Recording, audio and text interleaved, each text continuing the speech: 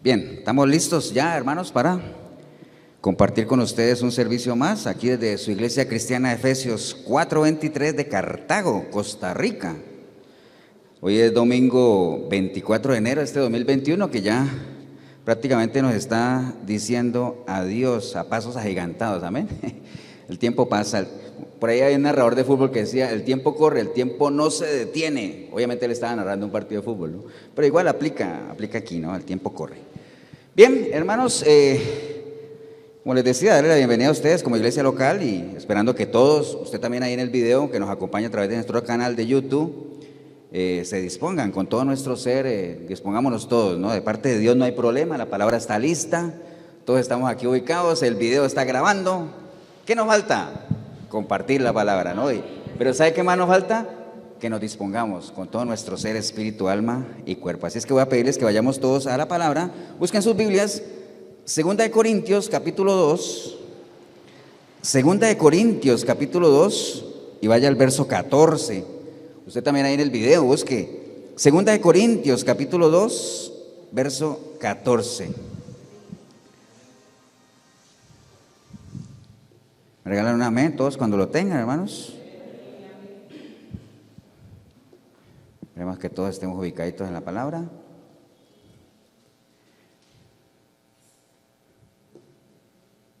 Bien, dice la palabra, hermanos, en 2 Corintios 2:14. Dice, ¿qué dice el título para ver si estamos todos? Triunfantes en Cristo, ¿no? Ok, dice: mas a Dios gracias, el cual nos lleva siempre en triunfo en Cristo Jesús, y por medio de nosotros manifiesta en todo lugar el olor de su conocimiento. Porque para Dios somos grato olor de Cristo en los que se salvan y en los que se pierden. A estos ciertamente olor de muerte para muerte, y a aquellos olor de vida para vida. Y para estas cosas, ¿quién es suficiente? Pues no somos como muchos que medran falsificando la palabra de Dios, sino que con sinceridad, como parte de Dios y delante de Dios, hablamos en Cristo. Padre, te damos gracias por este día, por esta oportunidad que nos das como iglesia, Señor, de podernos reunir una vez más en torno a tu palabra, Señor. Nos disponemos a recibir el mensaje que tú tienes para cada uno de nosotros, Señor, y que este mensaje no solamente se convierta en una enseñanza más, en una oída más, sino que podamos decir, como dijo Job alguna vez, ¿no? De oídas te había oído, pero ahora mis ojos te ven. Amén. Te damos gracias en el nombre precioso de Cristo Jesús. Amén. Pueden tomar asiento, hermanos.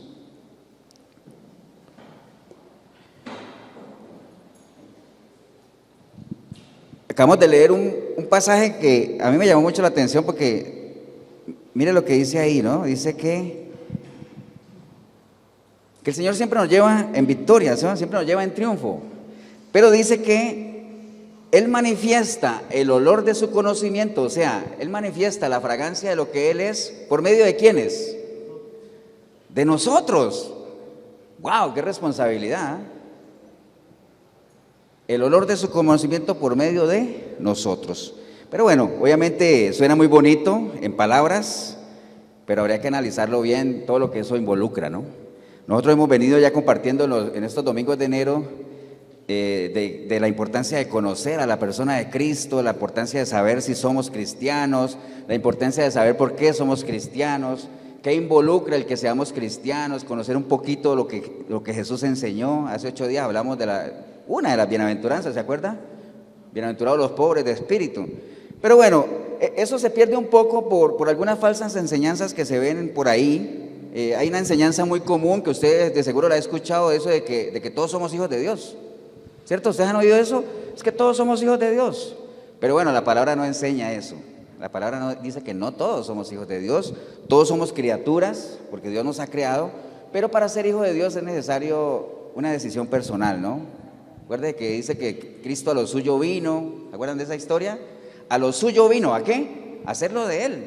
A lo suyo vino, pero los suyos no lo recibieron. Entonces, a los que sí lo recibieron, ¿les dio qué? La potestad, que un sinónimo de potestad puede ser, les dio el privilegio de ser llamados hijos de Dios. Entonces, eso es un privilegio. Entonces, tenemos que entender, partir de ahí, que el ser hijo de Dios, ser cristiano es un privilegio. Ahorita cantamos una canción que no, coincidencialmente, porque yo escogí las canciones así, pero no, está relacionada, ¿no? Mire el privilegio tan tremendo que es ser hijo de Dios, de estar en su presencia, que nos aleja de ¿qué? El maligno no nos toca, nos aleja de tanta maldad. Obviamente la maldad está ahí, pero en la medida en que nosotros caminemos en obediencia, la obediencia es un escudo. ¿Se acuerdan del escudo de la fe? El escudo de la fe, o sea, en la medida en que caminemos en obediencia tenemos ese respaldo ahí, ¿no? Entonces, es un privilegio. Ahora, ¿qué es un privilegio? Recuerda que aquí definimos palabras para que no... Oiga, dice, pastor, ¿y qué es un privilegio? Bueno, busquen el diccionario, pero le digo, un privilegio, miren lo que es un privilegio. Un privilegio es una ventaja, ya partimos por ahí, ¿no? Con ventaja. Un privilegio es una ventaja exclusiva o especial que goza alguien por concesión de un superior o por determinada circunstancia propia. Puede identificarse con el antiguo concepto de honor.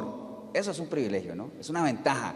Entonces, generalmente cuando uno recibe un privilegio de alguien, cuando alguien te privilegia con algo, pues uno hace todo lo posible, ¿por qué? Por responder a ese privilegio que está recibiendo, ¿no? Aunque sea con agradecimiento, con resultados. Si a mí me dan el privilegio de ser jefe de una empresa, pues yo trataré con los dueños de la empresa de responder ¿con qué? Con mi trabajo, con resultados, con hacer las cosas cada vez mejor, ¿no? Entonces, cuando uno recibe un privilegio, uno siempre trata de dar lo mejor de uno, ¿para qué? Para responder. Yo me acuerdo, alguna vez se los conté, cuando yo salí del colegio, iba a entrar a la universidad, mi papá era pensionado, algo de parente, mi papá era pensionado, entonces él mandó una carta a la empresa que lo pensionó, diciéndole que, pues que yo iba a estudiar en la universidad, que me ayudaran, y la empresa me dio una beca. Entonces, me acuerdo como si fuera ayer, ¿no? Hace ya esos años. Y mi papá mandó, y me acuerdo de la carta que mi papá mandó a la empresa dándole las gracias, diciendo, y estoy seguro que mi hijo no será inferior a ese compromiso. ¡Wow! Ya me la clavó. Pues gracias a Dios no fui inferior al compromiso, no solamente con mi papá, sino con la empresa, pero conmigo mismo, ¿no? Con Dios que me daba la oportunidad. Pero en ese entonces ni cristiano era, pero bueno, de todas formas uno trata de responder a un privilegio de la mejor manera. Pero bueno, ya sabemos la historia también, el Señor vino a su pueblo, ¿y qué pasó con el pueblo? No solamente no lo recibieron, ¿qué más hicieron? Lo rechazaron, ¿cierto así? Ahora usted dirá, pastor, pero eso fue en ese entonces, la gente no tenía la palabra. ¿Qué pasa hoy en día? La gente lo sigue rechazando. Igual, hoy en día se sigue gritando Barrabás, Barrabás, Barrabás, igual. Crucifíquenlo, crucifíquenlo. Hoy en día se sigue gritando lo mismo, ¿no? Entonces, la situación es exactamente la misma. Entonces, por eso surge la pregunta siempre, ¿no? Siempre es bueno hacerse preguntas. O sea, ¿realmente soy un hijo de Dios? ¿Realmente soy cristiano, no? Que es lo que nos hemos venido preguntando en estos domingos, ¿no? ¿Por qué? Porque recuerde que los mensajes de la palabra siempre es para que uno se pese, que uno sepa dónde está parado, cuál es la tierra que estoy pisando, ¿no? ¿Dónde estoy? Como le preguntaba el Señor a Adán. Entonces, es una buena pregunta. Saber si somos o no somos hijos de Dios, sabiendo que no todos son hijos de Dios. Ahora, ¿cómo hace uno para saberlo? Bueno, hay señales que indican eso, ¿no? La palabra dice que uno debe seguir las señales. ¿Dice eso la palabra? ¿Dice eso o no? ¿Qué dice? ¿La palabra dice que uno debe seguir las señales? ¿Sí o no? No, las señales seguirán al que cree. Entonces, creámosle al Señor, caminemos conforme a lo que Él nos ha enseñado y todas las demás señales vendrán solitas, ¿no? Eso es como, por ejemplo, siempre le pongo el ejemplo, y como yo conozco el camino de mi casa aquí a este centro comercial, pues yo me vengo derechito, yo no me pongo a esperar a ver que me digan cuál es una flecha que diga Cartago, no, yo ya sé la ruta. Entonces, como yo conozco, voy derecho y a medida que voy avanzando voy viendo señales, Ochomogo, peaje, taras, ¿me entiendes? Lo importante es que yo aprenda a identificar las señales, porque si no las sé identificar, pues ahí estoy peor, ¿no? Entonces, hay señales que nos indican si realmente nosotros somos o no somos hijos de Dios. Esas señales nosotros podríamos llamarle de otra forma, nuestro testimonio, ¿cierto? El testimonio nuestro es una señal visible ante los demás de si nosotros somos o no somos hijos de Dios. Porque hay señales. ¿Acuerdan cuando, alguna vez hemos compartido ese ejemplo también, cuando la Cruz Roja va a un accidente y veo ahí una persona tirada y lo entrevistan y con un lenguaje bien tremendo dice, sí, es que ese es un masculino de tantos años, pero ojo, tiene señales que no son compatibles con la vida. ¡Wow! ¡Qué elegancia! ¿Eh? Pueden decir que está muerto de una vez, ¿no? Entonces, hay señales que son compatibles con la vida y señales que no. Entonces, así mismo, nosotros como hijos de Dios hay señales que nos indican si somos o no somos, ¿no? Hay algunas, por ejemplo, algunas nada más, rápidamente, porque ni es el tema. Primera de Juan 5:2, dice la palabra, primera de Juan 5:2, dice: en esto conocemos que amamos a los hijos de Dios, cuando amamos a Dios y guardamos sus mandamientos. Entonces, una señal de que somos hijos de Dios, ¿cuál es? Guardamos su palabra, guardamos sus mandamientos. Acuérdate que guardar su palabra no es, pastor, yo guardo la palabra, así como, uy, la Biblia, le tengo un estuche en la casa, usted viera, guardadita está ahí. No es eso, ¿no? Guardar su palabra, ¿qué es? Cumplirla, caminar con base en lo que ella nos enseña. Eso es guardar la palabra. Entonces, eso es una primera señal. Primera de Juan 3:9 dice: todo aquel que es nacido de Dios, o sea, que es hijo de Dios, no practica pecado, porque la simiente de Dios permanece en él y no puede pecar porque es nacido de Dios. Entonces, los hijos de Dios, ¿qué pasa? No pecan. Ahora sí dirá, pastor, ahí sí está bateando, porque todos somos pecadores. Eso es lo que se enseña, ¿eh? Todos somos pecadores. Ahora, depende del pecado. Recuerde que hay pecados de muerte y hay pecados que no son de muerte. Hay pecados de muerte que te separan de Dios. Hay otros pecados que no son de muerte, que contristan al Espíritu. No te separan de Dios, pero contristan al Espíritu. Ahora, en esa línea sí, pues todos pecamos, ¿no? El potencial de pecar lo tenemos. Pero pecadores así como de estar separados de Dios, así, no. ¿Por qué? Porque dice que sin santidad nadie verá a Dios. Uno no puede tener dentro de uno, si uno es pecador, tener espíritus inmundos y todo eso. No, el Espíritu Santo, que es santo, santo, santo, 3 veces santo, no podría entrar en uno, porque lo santo de Dios no puede convivir con lo inmundo. Acuérdense cuando el Señor se encontró al endemoniado, que de lejos lo vio, y el endemoniado solamente con verlo de lejos le dijo: Jesús, hijo de Dios, ¿por qué has venido a atormentarnos antes de tiempo? O sea, de lejos los atormentaba. Ahora imagínense dentro del cuerpo de uno ahí, espíritus ahí peleando. No. Entonces, los hijos de Dios no practican pecado. Amén. Otra, Romanos 8:14 dice: porque todos los que son guiados por el Espíritu de Dios, estos son hijos de Dios. Entonces, el Hijo de Dios es guiado por el Espíritu de Dios. Acuérdense que el Espíritu de Dios es el que nos guía a toda verdad, es el que nos da convicción de que todo lo que está aquí es cierto. Dice el Señor: yo les mandaré un consolador, ese va a tomar lo mío y se lo va a hacer saber, ¿no? Entonces, los hijos de Dios son guiados por el Espíritu de Dios. Mateo 5:9: bienaventurados los pacificadores, porque ellos serán llamados hijos de Dios. Los hijos de Dios son pacificadores, pero no pacificadores como les dije la vez pasada, de que como Oscar Arias, que premio Nobel de la paz. No, esa paz no es la paz natural. Estamos hablando de pacificadores, los que hacen que una persona vuelva en amistad ¿con quién? Con Dios. Amén. Los que llevan almas a los pies de Cristo son pacificadores, y el que lleva almas a los pies de Cristo es sabio. Bien. Mateo 5:44: pero yo os digo, amad a vuestros enemigos, bendecid a los que os maldicen, haced bien a los que os aborrecen y orad por los que os ultrajan y os persiguen. ¿Para qué? Para que seáis hijos de vuestro Padre que está en los cielos, que hace salir su sol sobre malos y buenos y que hace llover sobre justos e injustos. Entonces, los hijos de Dios aman a sus enemigos. Amén. Ahora, recuerde lo que es amar al enemigo. No quiere decir que usted tiene un enemigo y va a ir a abrazarlo y besito, besito. Eso no es amar al enemigo. Dice la ley del amor que el que ama no hace daño. Entonces, no le hagas daño a la gente. Bendiga al que lo maldice. Ore por aquel que lo persigue, ¿no? Amén. Y además lo que dice ahí, recuerde que el sol sale para todos, la lluvia sale para todos, pero las bendiciones de Dios son solamente ¿para quién? Para sus hijos, ¿no? Primera de Juan 3:1 dice: mirad cuál amor nos ha dado el Padre para que seamos llamados hijos de Dios. Por esto, el mundo no nos conoce, porque no le conoció a Él. Amados, ahora somos hijos de Dios y aún no se ha manifestado lo que hemos de ser, pero sabemos que cuando Él se manifieste, seremos semejantes a Él, porque le veremos tal como Él es. Los hijos de Dios, ¿qué pasa? ¿A quién se parecen? A Dios, al Padre.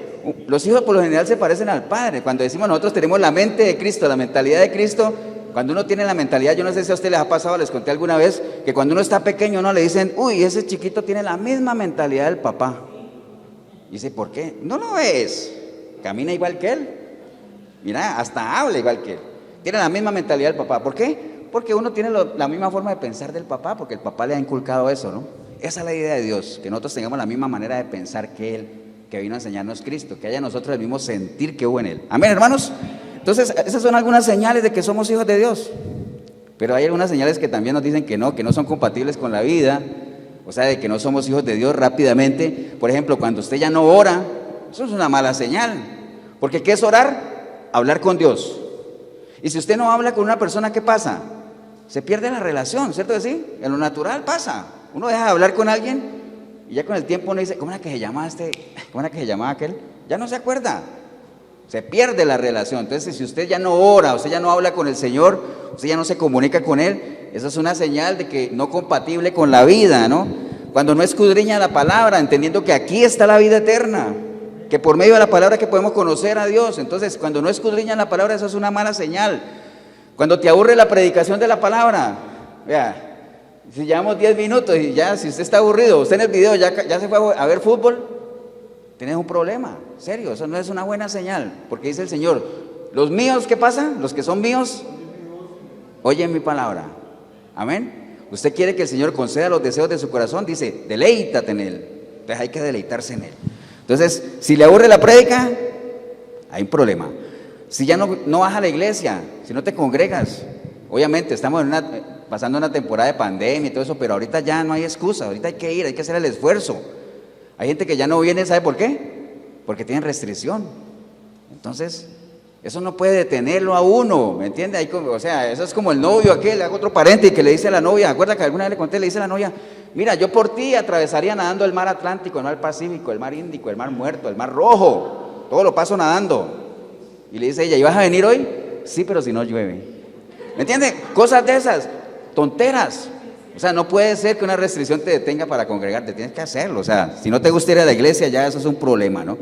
Ahora, cuando tú entras en yugo desigual, eso es una mala señal también. Cuando tu novio, tu pareja, no es cristiano, no ama a Dios, eso es una mala señal. Recuerde, hombre, mujer, tú quieres destruir tu vida, métete con una persona que no ame a Dios.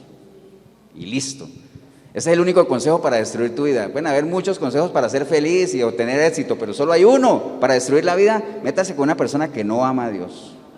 Yugo desigual no funciona, dice la palabra. Amén. Mira, el carácter del cristiano a veces nos relaciona mucho con las águilas. ¿Se acuerdan que hay una prédica de eso? Pero de las águilas solamente quería decirles algo. Las águilas son selectivas. ¿Dónde hacen su nido? Usted nunca va a ver un águila haciendo el nido ahí a la orilla de un río, ¿cierto que no? No, ¿dónde lo hacen? En lo alto de las montañas, porque ese es su hábitat, ese es su hábitat, ahí se mueve. Y si usted va a lo alto de las montañas, donde hay una águila, ¿qué hay alrededor de ella? ¿Qué hay alrededor de esa águila? Otras águilas, ¿cierto que sí? Las águilas se relacionan con águilas. Usted no va a ver un águila ahí persiguiendo una gallina. Bueno, sí la ve persiguiéndola, pero para otra cosa. ¿Me entiende? Entonces las águilas con águilas. Entonces, los cristianos, hijos de Dios, ¿con quién? Con cristianos, hijos de Dios, haga sus nidos, ¿dónde? En el reino de Dios, no se meta en yugo desigual. Eso es una mala señal. Y lo mismo pasa si las mejores amistades de uno no son cristianas, algo pasa también.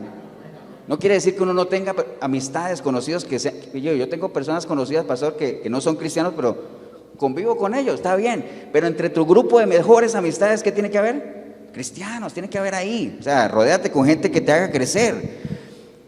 Cuando ya uno hace cosas malas y ya no siente nada, o sea, que le da lo mismo, ¿no? Es una mala señal, una conciencia cauterizada, ¿me entiende? Que ya le vale a uno lo que haga.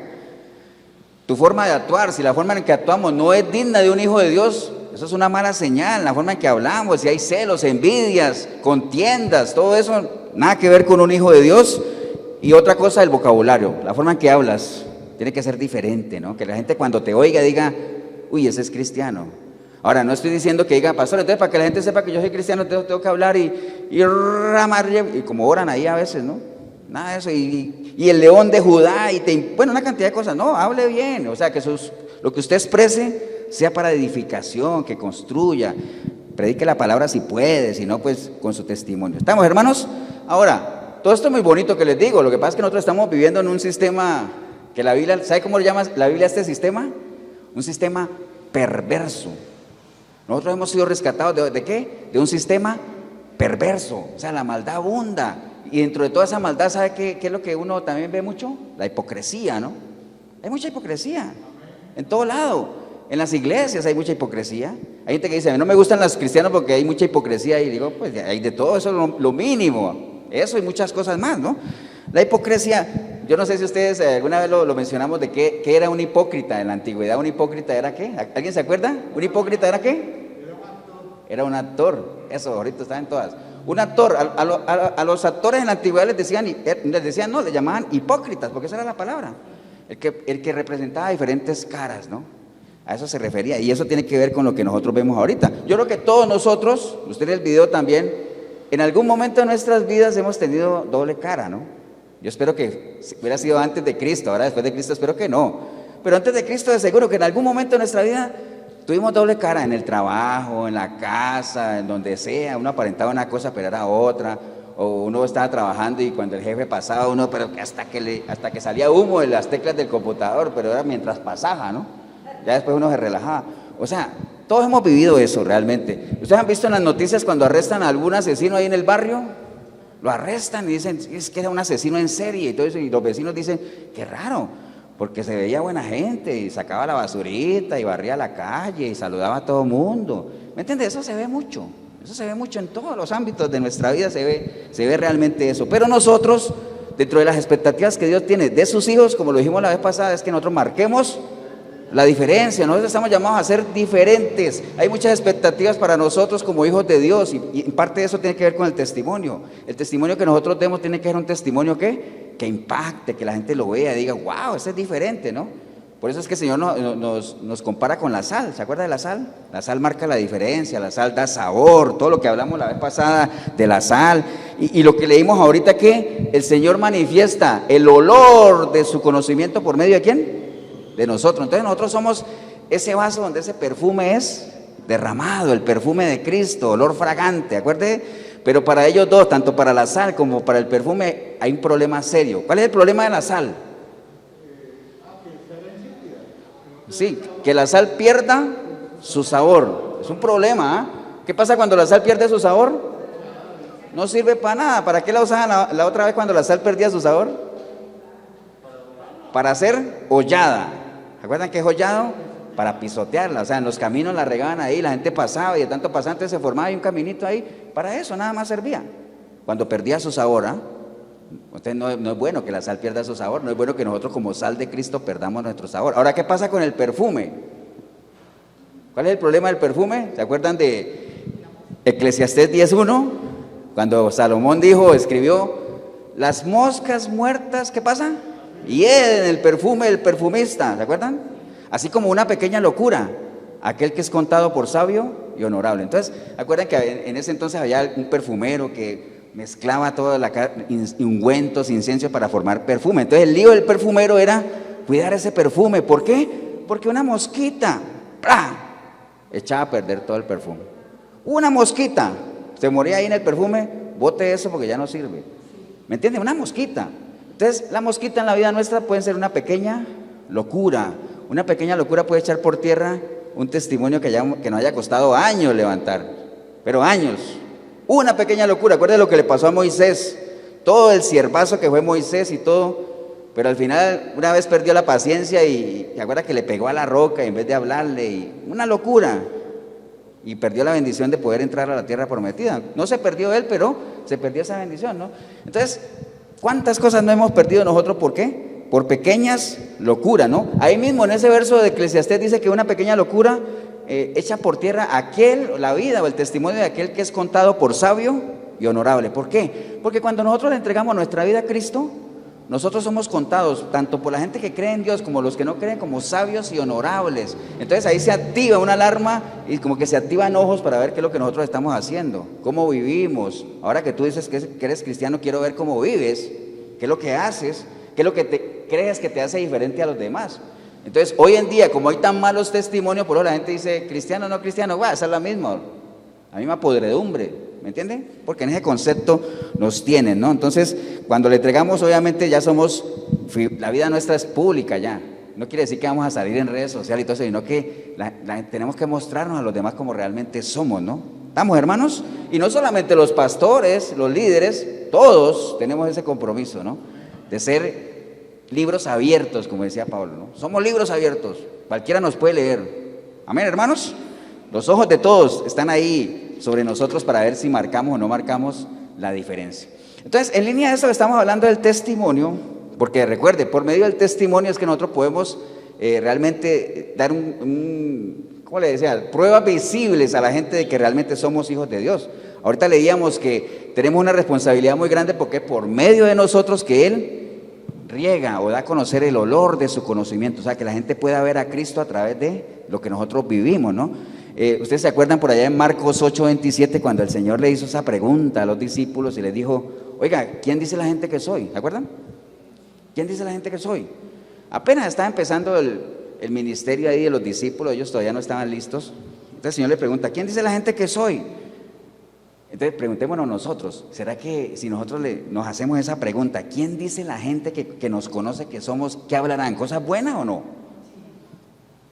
O sea, ¿estamos nosotros preparados para hacernos esa pregunta? O sea, cada uno pésese, ¿no? Pero el Señor la hizo. Él le preguntó a los discípulos, ¿quién dice la gente que soy? Las respuestas que le llegaron, no le decían los discípulos, bueno, uno me dijeron que tú eras primo de Barrabás, otro me dijo que tú eras el recaudador de impuestos. Nadie dijo eso. No, todo el mundo le decía, unos dicen que eres Elías, otros dicen que eres Moisés, otros dicen que eres un profeta.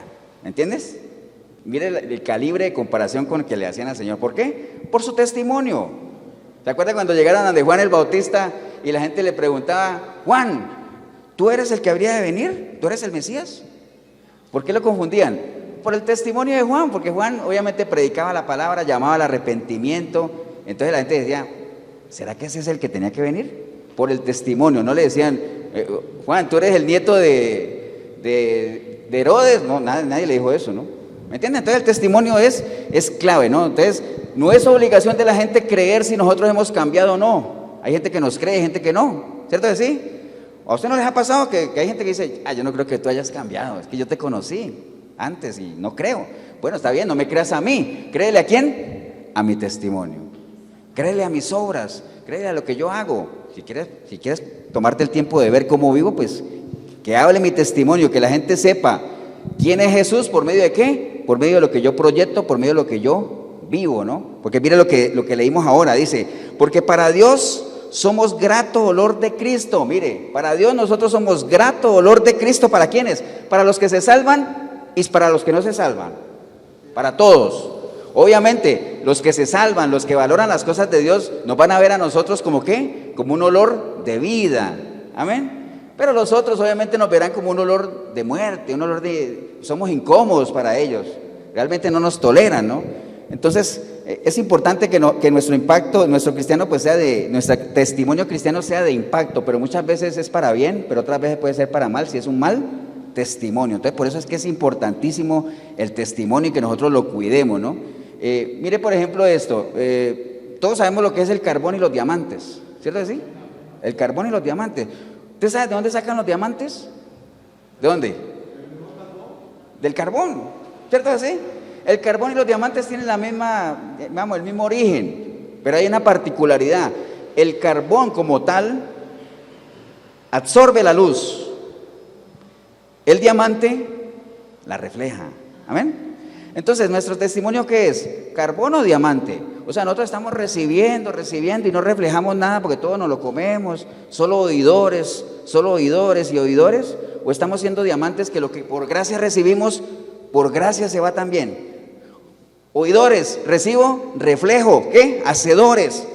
Amén. O sea, mi testimonio es reflejo de lo que recibí, de lo que creo, de mi fe. Las obras, la fe y las obras, lo que decía Santiago allá. Las obras es el reflejo de lo que yo creo.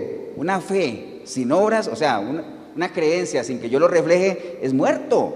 Amén. Entonces tenemos que tener eso completamente claro, ¿no? ¿Estamos, hermanos?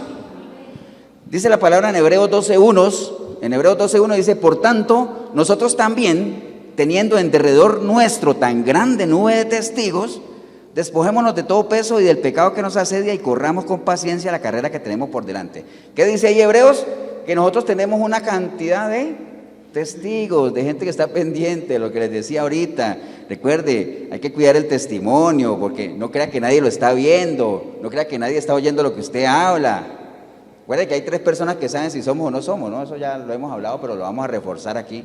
Hay 3 personas que saben si yo soy o no soy cristiano, si yo soy o no soy hijo de Dios. ¿Amén? ¿Cuál es la primera? ¿Ah? Sí, pero esa, por orden de jerarquía. ¿Cuál sería la primera? ¿Cuál? Dios. ¿Amén? Dios sabe si ustedes son o no son, si usted en el video es o no es. Después, ¿qué sigue? Por jerarquía, Jorgito. Nosotros sabemos, amén. Cada uno de ustedes sabe si eso no es, a no ser de que estén reprobados, como dice la palabra. Y en tercero, los demonios saben si uno es o no es. Ahora usted dirá, pastor, ¿y cómo hacen los demonios para saber si yo soy o no soy? Si los demonios no pueden entrar en mí, si es que yo soy cristiano. Sí, pero los demonios están alrededor y saben lo que tú ves, lo que tú hablas, con quién te relacionas, cómo actúas, saben lo que eres. Porque acuerde que uno generalmente actúa de acuerdo a lo que piensa. Entonces uno es lo que tiene en su mente, de acuerdo a lo que usted tiene en su mente, eso habla, porque de la abundancia del corazón habla la boca, y uno actúa, amén. Entonces ellos se dan cuenta. Entonces no pretendamos querer engañar a nadie. El que hizo los ojos te ve, ¿no? El que hizo los ojos te ve. Entonces cuesta, hermanos, ustedes estarán de acuerdo conmigo que cuesta levantar un testimonio. Realmente uno tiene que hacer su esfuerzo, tiene que invertir su tiempo, tiene que despojarse de tantas cosas, pero dice la palabra que una pequeña locura te puede echar por tierra eso. Dice la palabra que el día que el justo pecare, su justicia anterior, todo lo que hizo, no le será tomada en cuenta, porque el alma que peca, muere. Entonces no se confíe con aquello de que, es que ahora cuando uno comete un delito, que uno va ante el juez y le dice, sí, yo sé que cometí ese delito, pero si usted ve mi pasado, yo no, es la primera vez, yo no tengo antecedentes. Entonces a veces tienen concesiones, decir, bueno, por ser la primera vez voy a ser tolerante y todo. ¿Cierto que sí? En lo natural. Pero recuerde que las matemáticas de Dios son diferentes, ¿no?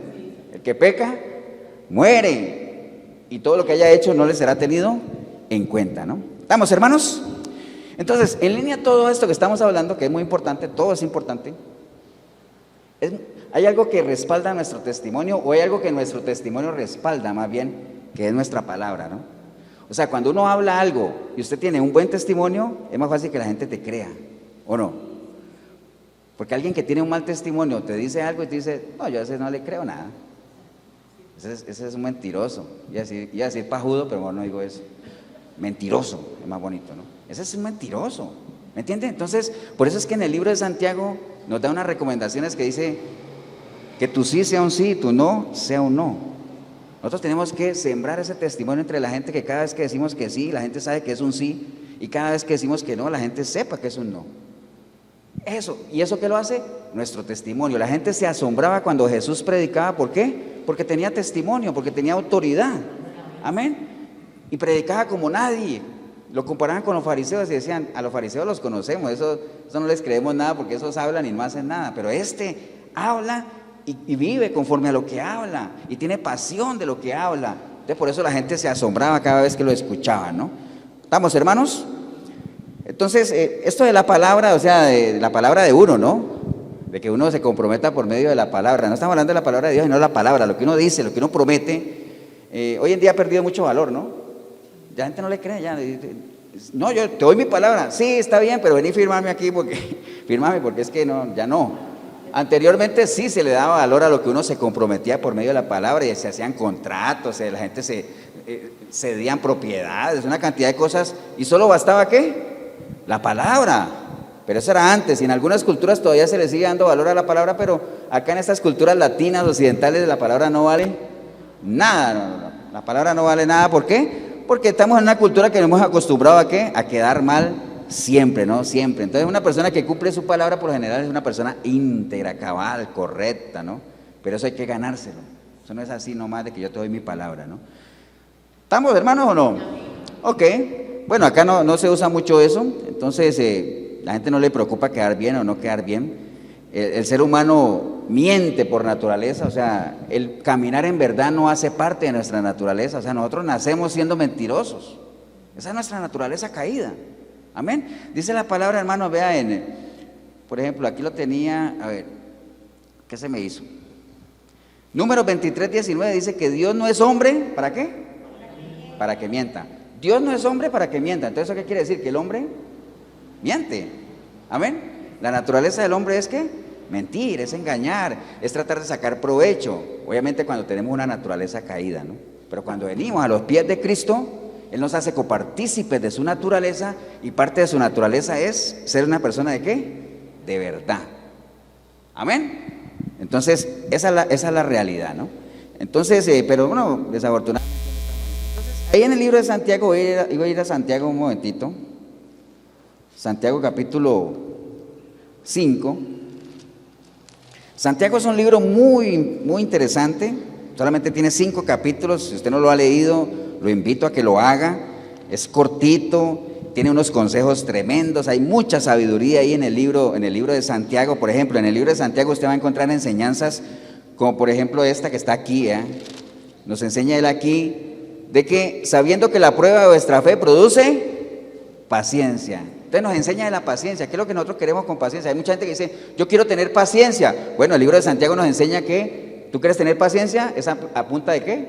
De pruebas, de aflicciones, de atribulación. Entonces nos enseña el libro de Santiago sobre la paciencia, nos enseña a no ser de doble ánimo, porque más adelante habla que la persona de doble ánimo es inconstante en todo lo que hace. También nos insta a ser hacedores y no solamente oidores. Dice que la fe sin obras es una fe muerta. Hay un capítulo entero sobre el controlar la lengua. ¿Me entiendes? Hay muchas enseñanzas ahí en el libro de Santiago.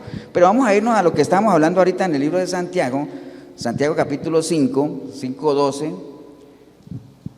Dice la palabra en Santiago capítulo 5:12, dice, pero sobre todo, hermanos míos, no juréis ni por el cielo, ni por la tierra, ni por ningún otro juramento, sino que vuestro sí sea un sí y vuestro no sea un no, para que no caigas en condenación. Entonces, de todos esos consejos que les dije que tiene el libro de Santiago, este es bien importante porque tiene que ver con nuestro testimonio, tiene que ver con lo que nosotros hablamos, lo que nosotros prometemos, lo que nosotros cumplimos o no cumplimos por medio de nuestras promesas. Amén. Entonces, hay toda una enseñanza ahí, sobre todo para los hijos también. Aquí que hay muchos muchachos jóvenes. Para nosotros como padres es importante que nosotros podamos confiar en nuestros hijos y que lo que nos están diciendo sea verdad o no. Eso es importante, ¿sí o no? Clave. Que nosotros podamos, a veces los hijos se quejan de que los padres no confían en ellos, pero es porque a veces uno los agarra en más de una mentira, ¿no? Entonces, cuando hay mentira ahí y no hay verdad, estamos graves ahí, estamos graves. Entonces, es un consejo bien importante porque tiene que ver con nuestra integridad, ¿no? Entonces, Isaías 63:8 dice, porque dijo, ciertamente mi pueblo son hijos que no mienten. Mire, esa es una expectativa de Dios, ¿para quién? Para sus hijos, ¿no? Usted dirá, ¿qué expectativa más alta de Dios pensar que la gente no va a mentir? Pero bueno, es una expectativa que Él tiene, es una expectativa que nosotros también tenemos como padres. Ciertamente mis hijos son hijos que no mienten.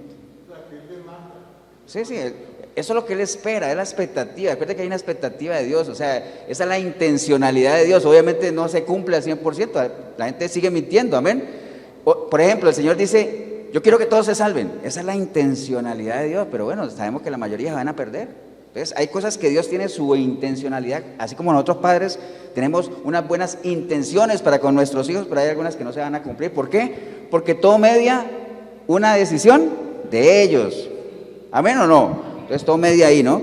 Entonces, ¿qué es lo que nos aconseja Santiago en eso que leímos ahorita? Bueno, lo primero, nos dice, pero no juren ustedes, ¿no? Dice, pero sobre todo, hermanos, no juréis. Entonces, lo primero es que nosotros no estemos jurando, no tenemos necesidad. Él se apoya en una enseñanza que dio Jesús allá en el Sermón del Monte, que dio esto mismo, sobre los juramentos, cuando el Señor decía, no juren por nada, ni por el cielo, ni por la tierra, ni por nada. ¿Por qué? Porque todo mal o bien está ligado ¿a qué? Al Dios creador, Él fue el que creó todo. Entonces no juren por nada, no juren por eso, ni juren en vano, que eso es muy delicado, ¿no? ¿Acuerdan cuando uno, vean, las costumbres judías está muy, muy arraigado eso de estar jurando, ¿no? Los juramentos, si ustedes van por allá al libro de Levítico, Número, todo eso, los juramentos hacen parte de eso, ¿no? Y no es que Jesús nos esté enseñando que sea malo jurar, sino que no juremos con ligereza, no usemos el nombre de Dios en vano. Y si nosotros tenemos un buen testimonio, no tendríamos por qué estar jurando, ¿no? ¿Ustedes se acuerdan cuando uno estaba ahí que uno siempre tiende a jurar por algo que es superior, ¿no? Obviamente, como el nombre de Dios era tan grande, la costumbre era jurar por la tierra, por el cielo. Así como uno decía, te juro por mi madre, ¿me entienden? Y las madres, yo le juro a usted por mis hijos, ¿me entienden? Entonces, siempre hay esa tendencia a jurar por algo, a estar ahí, pero ¿para qué? No hay necesidad. Si un buen testimonio nos respalda, no tenemos por qué estar jurando. Entonces, el primer consejo de Santiago ahí es, hablemos sin jurar. O sea, no acostumbremos a que tengamos que estar jurando y jurando, pero no es que diga que no se puede hacer, porque acuerde, cuando Jesús estaba ante Caifás ahí en el Sanedrín, Él habló bajo juramento, y se lo leo si quiere. Eso está en Mateo 26:6-3. Mateo 26:6-3 dice, mas Jesús callaba, entonces el sumo sacerdote le dijo, te conjuro por el Dios viviente, o sea, pongo a Dios como testigo, te conjuro por el Dios viviente que nos digas si eres el Cristo, el Hijo de Dios. Y Jesús le dijo, tú lo has dicho. Entonces, ya se le había conjurado por el Dios, se le había dicho, en el nombre de Dios, dinos si tú eres el Cristo. Y él dijo, tú lo has dicho. Entonces él habló bajo juramento. Entonces no es que sea malo jurar, sino que no se puede hacer a la ligera, no se puede hacer en vano. Entonces el primer consejo de Santiago es, no juren, no estén jurando. Ahora lo demás es que tu sí sea un sí y tu no sea un no. O sea que tenemos que hablar a toda hora ¿con qué? Con la verdad, que seamos personas de verdad, ¿no? Efesios 5:1 dice, sed pues imitadores de Dios como hijos amados. Entonces Dios es un Dios de verdad. Jesús dijo, yo soy el camino, ¿qué más? La verdad. Entonces sean imitadores de Dios, sean imitadores de mí. Dijo Pablo también como yo, de Cristo, ¿no? Entonces el Señor es fiel en su palabra, ¿no? Entonces nuestra vida realmente tiene que caracterizarse de que si decimos que vamos a hacer algo, realmente lo hagamos. Mire el ejemplo de Jesús. Jesús vino a esta tierra y dijo, yo no vengo a hacer mi voluntad, yo vengo a hacer la del Padre. Y hasta el final se mantuvo haciendo ¿qué? La voluntad del Padre. O sea, no flaqueó en ningún momento, ¿no? El mismo Pablo, cuando Pablo tuvo su encuentro personal con Cristo, ¿se acuerdan? Dice que él cayó a tierra y él le dijo al Señor, Señor, ¿qué quieres que haga? Bueno, obviamente el Señor le dijo, tranquilo, yo te voy a decir poco a poco. Eso es como, esa debería ser la actitud cada vez que uno viene a los pies de Cristo, cada vez que uno tiene su comunicación con el Señor, o cada vez que tiene su oración con Él o su contacto con Él, decir, Señor, ¿qué quieres que haga? ¿Qué quieres que haga? Entonces, la respuesta de Dios para cada uno de nosotros y para usted también va a ser la misma que le dio a Pablo. Tranquilo, en el caminar te diré qué es lo que tienes que hacer. Es un proceso, recuerde que esto no es velocidad, ¿no? Aquí no es quién va más rápido ni quién se aprende la Biblia más rápido. Es un proceso, ¿no? Tranquilo, en el caminar te voy a ir diciendo qué es lo que tienes que hacer, ¿no? Esa fue la actitud de Pablo. ¿Perdón? Sí, es de resistencia el asunto, ¿no? Ahora, ¿qué implica que tu sí sea un sí? Esa es otra cosa, porque decimos, sí, qué importante es que mi sí sea un sí, ¿no? Ahora, ¿qué implica eso? Tiene muchas implicaciones, ¿no? Primero, obviamente, piense bien las cosas antes de comprometerse. ¿Cierto que sí? No se comprometa a la ligera. Dice la palabra en Eclesiastés 5:4, dice, cuando a Dios haces promesa, no tardes en cumplirla, porque Él no se complace en los insensatos. Cumple lo que prometes, mejor es que no prometas, y no que prometas y no cumplas. Entonces, para uno estar prometiendo y no cumplir, es mejor tomarse un tiempo y uno saber si a lo que se está comprometiendo uno lo puede cumplir o no. Pensar, ¿no? Pensar, si uno se compromete a alguien, dice la palabra, ¿quién no se sienta primero a analizar, a echar números para saber si yo voy a poder cumplir con lo que me estoy comprometiendo? No vaya a ser que a mitad de camino quede mal y sea humillado. Entonces, que mi sí sea un sí, ¿qué implica? Que yo me tome un tiempo, ¿para qué? Para pensar bien las cosas, para saber si puedo dar o no puedo dar la talla, ¿no? Si puedo comprometerme o no. A veces hay gente que le hacen entrevistas de trabajo y en las entrevistas de trabajo dice que saben hacer de todo. Y cuando los contratan y los ponen a hacer lo que dijeron que sabían hacer, resulta que no saben, ¿entiende? Entonces eso está mal, eso no debería ser así. Entonces hay que meditar, hay que pensar primero si realmente podemos dar la talla. ¿Para qué? Para que nos aseguremos de que podemos cumplir o no. Amén, hermano. Entonces, veo, cuando uno se casa, ¿ustedes se acuerdan cuando uno se va a casar que le leen aquí y uno dice, sí, es que yo me comprometo a ser fiel en la vida, en la muerte, en la salud, en la eternidad? Bueno, una cantidad de cosas que uno dice, ¿no? ¿Será que uno lo piensa? ¿Cuánta gente no se ha separado solo porque la pareja se enfermó o cayó en cama? Y se separan y dice, bueno, este no dijo que en la salud y en la enfermedad. ¿Me entiende? Entonces uno debería meditar en esas cosas con las que se está comprometiendo. Cuando usted empieza un negocio, todo eso, analícelo. Si tiene que decir no, diga no. Recuerde que nosotros no estamos llamados a hacer lo imposible, ¿no? Ni Dios nos obliga a que nosotros hagamos lo imposible, ¿no? Dice que no hay tentación a la que nosotros seamos sometidos que no podamos resistir, porque Dios no nos va a dar más allá de lo que podemos resistir. Amén. Entonces, se vale decir que no, se vale. Ahora, el problema es que usted diga que no a todo, pues, porque de seguro que sí hay cosas que sí podemos hacer. Lo importante es que hagamos las que tenemos que hacer y no pretendamos hacer las cosas que son imposibles. Las imposibles, ¿qué tenemos que hacer con las imposibles? Dejémoselas a Dios.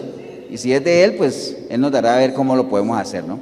Entonces, cuando uno promete hay que cumplir, tanto, por ejemplo, ser puntuales en algún evento, en algunas reuniones. Si usted dice que va a ir, vaya. Por ejemplo, a mí me llama gente que dice, pastor, anóteme en la lista, entonces yo los anoto, entonces si usted ve sillas vacías, porque hay gente que se anotó en la lista y no vino. Ahora, ¿tendrán alguna razón de peso? No sé, no sé. Pero hasta que no me digan, por ejemplo, pastor, no pude ir, o no pude ir, o no puedo ir, entonces yo entenderé eso, ¿me entiende? Pero es importante, si uno se compromete, que uno cumpla. La puntualidad, pagar antes de que te cobren, todas esas cosas, cumplir en el trabajo. Dice que uno como cristiano, uno debería ser el primero que llega a la empresa y el último en irse. Eso es lo que dicen, ¿ah? Bueno, tampoco hay que ser tan exagerado, aunque uno cumpla su horario y haga lo que tiene que hacer, suficiente, pero sí un buen testimonio de siempre llegar temprano, ¿no? Por lo menos, ¿por qué? Porque te van a decir, entre todos los empleados te van a decir, mira, todos llegaron tarde, pero ¿sabes sobre quién recaen las miradas? ¿Sobre quién? Sobre el cristiano, ¿no? Porque dicen, y ese no dice que es cristiano, mira, y llegó tarde, aunque todos hayan llegado tarde, ¿no? Porque así es, ¿no? Recuerde que tenemos una nube de testigos, ¿no? Nube de testigos. Y dice que nosotros somos contados como sabios, entonces es parte de la sabiduría de ser cumplidos, hermano. Entonces, ya Santiago nos dice, no juréis, amén, por nada, ¿no? Hablen siempre la verdad, que tu sí sea un sí, tu no sea un no, amén. ¿Y eso para qué? Dice, para que no caigas en qué, en condenación. O sea, para que no caigamos en condenación, para que no haya cosas negativas en nuestra vida, o sea, para nuestro bien. Amén, hermanos, amén, ¿no? Entonces evitemos condenarnos, ¿no? Dice la palabra en Éxodo 20:7, no tomarás el nombre de Jehová tu Dios en vano, porque no dará por inocente Jehová al que tomare su nombre en vano. Entonces no hagamos eso. Ahora, pueden haber muchas cosas que nos lleven a no poder cumplir lo que nosotros prometemos también. Muchas cosas, muchas, ¿no? Algunas las controlamos nosotros, algunas otras no. Pero hablemos de las que nosotros sí podríamos controlar, porque obviamente si alguien me dice no cumplí porque mira, tuve un accidente o me enfermé o lo que sea, pues obviamente esas son cosas que uno no controla, ¿no? Pero hay otras que sí, por ejemplo, la falta de compromiso, que muchas veces las hemos visto, ¿no? Hay mucha gente que no cumple lo que promete, ¿por qué? Por falta de compromiso. ¿Y qué es el compromiso? Bueno, acuérdate que comprometerse con algo implica conocimiento de lo que uno se está comprometiendo, dedicación, tiempo, esfuerzo, ganas, pasión. Todo eso va involucrado ¿en qué? En un compromiso. Cuando uno tiene un noviazgo y uno decide pasar del noviazgo al compromiso, uno está subiendo escalones, ¿ah?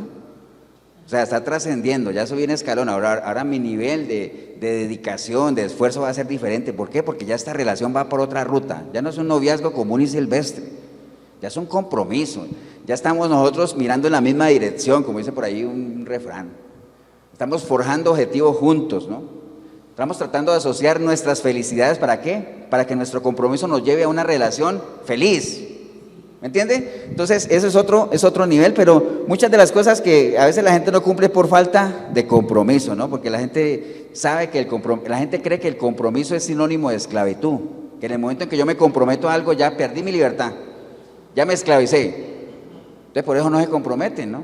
Entonces, en las cosas de Dios hay que comprometerse. ¿Se acuerdan de la parábola de los dos hijos? Un señor tenía dos hijos y a uno le dijo, ve al campo, y él le dijo, sí, papá, yo voy. Y resulta que no fue. Y el otro, no, yo no voy a ir por allá. Y resulta que sí fue. ¿Quién hizo la voluntad del Padre? El que al final lo hizo. Porque en las cosas de Dios no es decir, sino hacer. Amén. Por eso el Señor se quejaba de su pueblo y decía, este pueblo con sus labios me proclaman, pero su corazón está lejos, ¿no? Entonces aquí no es de proclamar y de hablar y decir, aquí es de hacer, de que sea visible el testimonio. Amén, hermanos. Colosenses 3:23, por eso el consejo es, todo lo que hagáis, hacedlo ¿de qué? De corazón, como para el Señor y no para los hombres, ¿no? Como para el Señor y no para los hombres, ¿no? Entonces, y entender, hermanos, entender que esto, las cosas que uno haga no es ni para la iglesia, no es ni para el pastor, no es ni para los hermanos, las cosas uno tiene que hacerlas como si fueran ¿para quién? Para Dios, ¿no? Acuérdense cuando el Señor les dijo, es que cuando yo tuve hambre me diste de comer y todo eso, ¿se acuerdan? Estuve desnudo y me vestiste, estuve enfermo, fuiste a verme, estuve en la cárcel y me visitaste. Y la gente decía, pero Señor, ¿cuándo hicimos todo eso? Bueno, cada vez que se lo hicieron a uno de mis hijos, a mí me lo hicieron. Entonces, todas las cosas hagámoslas como si fueran para Él. Y eso nos quita una cantidad de problemas. Cuando usted hace las cosas como si fueran para Dios, usted nunca va a estar esperando que nadie te agradezca nada, ¿no? Porque como el ser humano es mal agradecido por naturaleza, entonces usted se va a quedar ahí sentado esperando que le agradezcan, que le reconozcan. No, hágalo como para Dios y usted va a saber que Dios no es injusto y todo lo que usted haga Él lo tiene en cuenta. Entonces, usted duerme tranquilo, ¿no? ¿Estamos, hermanos? Entonces, esa es una razón por la que nos impide cumplir, ser cumplido, ¿no? Otra razón es que nosotros seamos de doble ánimo también.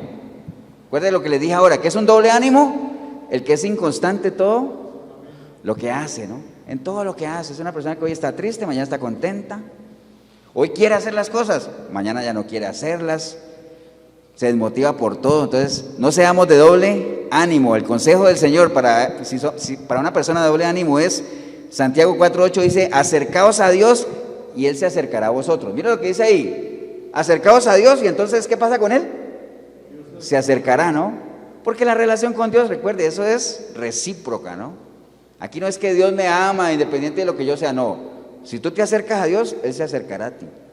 Si tú lo amas, Él te ama. Amén.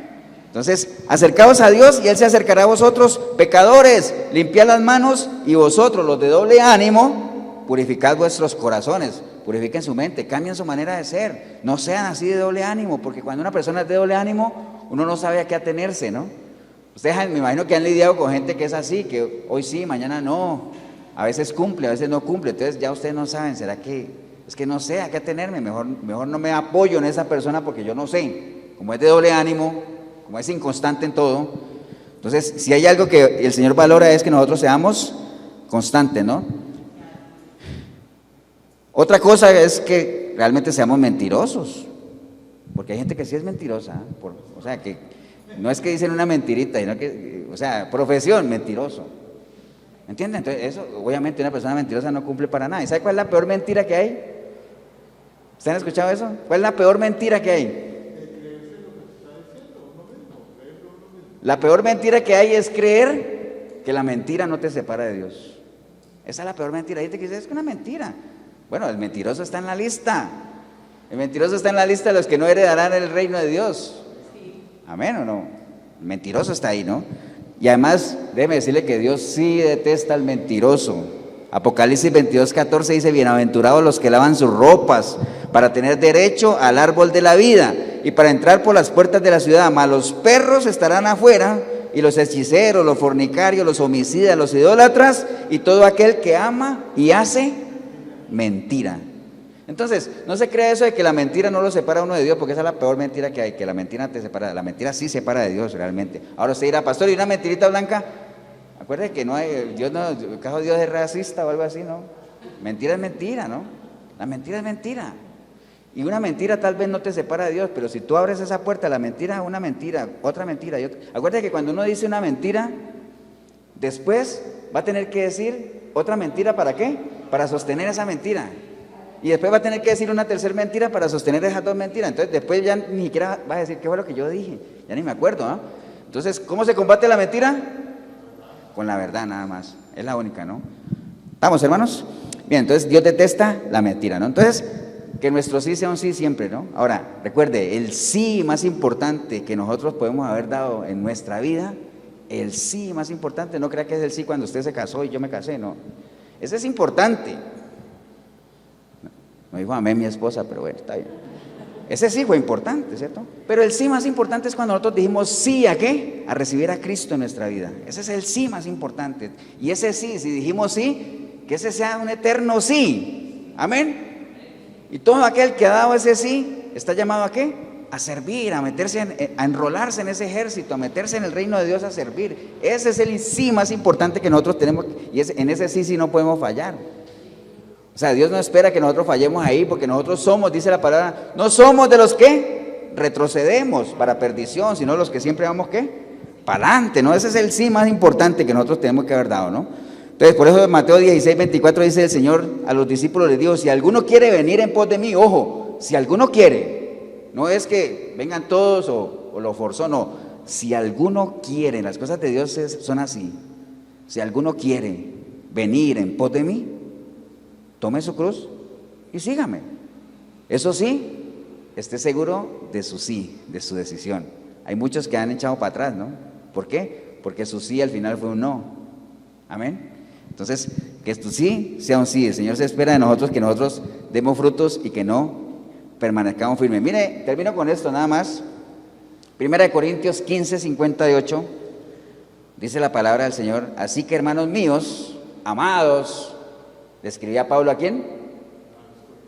A la iglesia de Corinto, a sus hermanos, a la iglesia. Así que, hermanos míos, amados, estad firmes y constantes. Firmes y constantes. Son dos cosas diferentes, ¿no? Firme es, a mí nadie me mueve. Estoy anclado aquí en la roca, aferrado a la roca, ¿no? Recuerda cuando dice que haga mis pies como de cierva, ¿no? Pero cierva con C. ¿Han visto esas ciervas, esas cabritas que suben a las montañas y están ahí? Y uno dice, ¿cómo no se caen?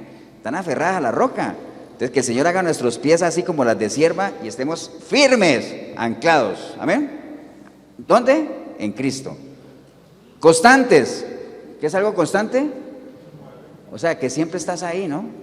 Que siempre estás presente, que siempre haces tu esfuerzo, que te mantienes con regularidad. Por eso les decía que esto es una carrera de resistencia, porque en las carreras de resistencia uno tiene que ser constante.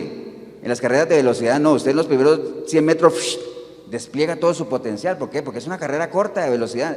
Esa es una carrera larga de resistencia, entonces hay que ser constantes, hay que regular las fuerzas, hay que medirse, no hay que estar mirando atrás, hay que siempre mirar la meta.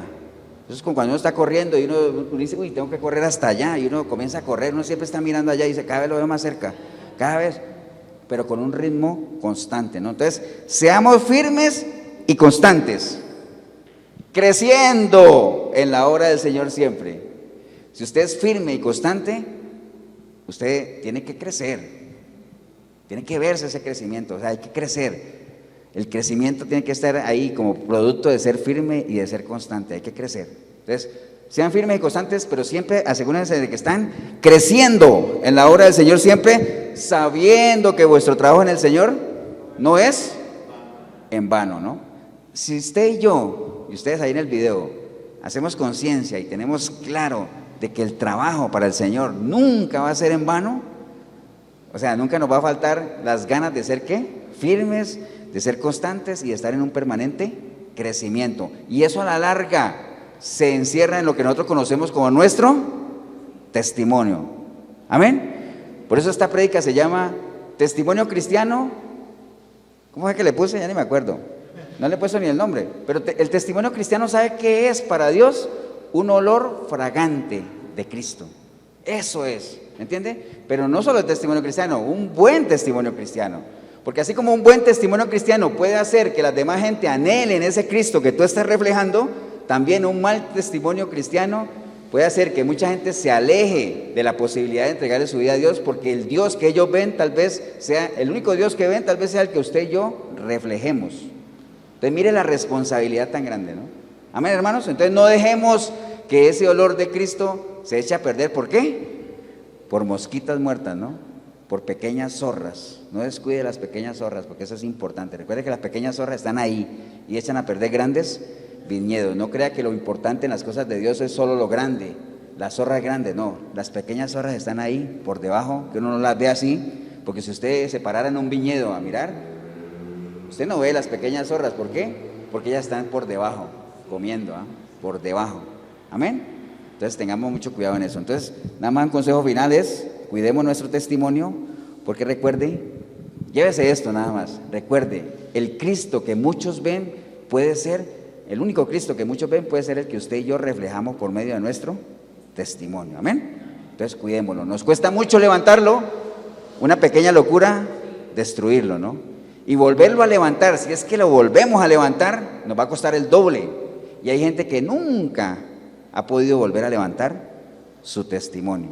Amén, por una pequeña locura. Póngase de pie, vamos a darle gracias a Dios. Padre, te damos gracias en este día, Señor, por la importancia de esto que hemos hablado, del testimonio, Señor. O sea, sabemos que si decimos que somos hijos tuyos, tenemos que ser dignos de cómo debería vivir un hijo tuyo, Señor. Siempre siendo firmes, siempre siendo constantes, siempre queriendo crecer, siempre siendo el reflejo, como un diamante, el reflejo de lo que hemos recibido de ti, lo que por gracia recibo yo lo doy porque yo soy deudor, decía Pablo. Yo soy deudor de lo que he recibido, no me corresponde, no es mío. Yo soy un mayordomo. Principio de la mayordomía: responsable de todo, dueño de nada. No somos dueños de nada, pero sí somos responsables de todo. Amén. Y es una responsabilidad tremenda, porque lo que leímos ahorita de que el Señor nos usa a nosotros, ¿para qué? Para expandir el olor de su conocimiento. Y todos los que estamos aquí, usted en el video, manejamos ese lenguaje, ¿no? Del olor, de las fragancias, de los perfumes. Usted sabe que cuando alguien pasa al lado de uno y huele bueno o huele rico, uno dice, ¡ay, qué buen perfume! Yo quiero ese perfume. Amén. Pero si alguien pasa al lado de uno y huele feo, uno dice, uy, no quiero nada con eso. Entonces es una responsabilidad que tenemos como hijos de Dios, de ser portadores dignos de ese olor fragante que es Cristo. Así es que te damos gracias, Señor, por tu palabra, Señor. Y si hubiera hoy alguna persona aquí en la iglesia o ahí en el video, que usted hoy entendió que usted realmente es portador de un perfume, pero un perfume que más bien aleja a la gente de Cristo, de Dios. ¿Por qué? Porque el testimonio que estás dando, la vivencia que estás reflejando a los demás, la gente sabe que realmente tú eres una persona que está en derrota, que vives apartado de Dios, que estás sufriendo, y no solamente sufriendo, sino haciendo sufrir a los demás, que no has entendido que apartado de Dios no puedes hacer absolutamente nada, y eso explica por qué estás viviendo como estás viviendo. Ahora, si ese es el caso suyo, hombre o mujer, aquí en la iglesia o ahí en el video, que usted ha entendido eso, déjeme decirle que la única razón es porque usted vive una vida apartado de aquel que te creó, ¿no? Si usted vive apartado de aquel que te creó, usted va a comenzar a hacer cosas muy diferentes para lo que te creó el que te creó. Entonces es hora de enderezar ese barco, es hora de enderezar esa vida, y la mejor manera es entregándole tu vida a Cristo. Ahí donde está, dígale, Señor Jesús, en este día, Señor, he escuchado tu palabra. Y hoy entendí de que realmente estoy viviendo lo que estoy viviendo porque vivo apartado de ti. Lo que yo hago y lo que yo vivo no tiene nada que ver con lo que tú anhelas que yo haga, Señor. Pero no más, Señor, yo ya estoy cansado, estoy cansada de esta vida loca y desenfrenada, Señor. Por eso yo hoy clamo a ti, arrepentido, arrepentida como nunca antes. Clamando, Señor, que tu preciosa sangre me limpie de todo pecado. Tu Espíritu Santo venga a mí y haga de mí una nueva criatura, y que a partir de hoy yo pueda buscarte a través de tu palabra, y yo sé que si te busco te encuentro. Y cuando te encuentre, te empezaré a conocer, Señor. Y en la medida que te conozca, te voy a empezar a amar por la calidad de Dios que sé que eres, Señor. Y a medida que te vaya amando, Señor, yo voy a empezar a servirte por todo lo que tú estás haciendo en mi vida. Y cuando empiece a servirte y a vivir esa vida de servicio, voy a adorarte con mi propio vivir, Señor. Voy a ser un adorador. Y entonces hasta allí me daré cuenta de todo lo que me había perdido hasta hoy, pero no más. Yo hoy decido ir en pos de eso, Señor. Por eso bendigo el momento que decidí venir a este lugar o ver este video, porque empecé a verlo sin ti. Pero ahora te recibo, Señor, como mi Salvador. Y empieza para mí un después de Cristo, un antes y un después de mi relación contigo, Señor. Te doy gracias en el bendito y precioso nombre de Cristo Jesús. Amén y amén. Damos un aplauso, hermanos, al Señor.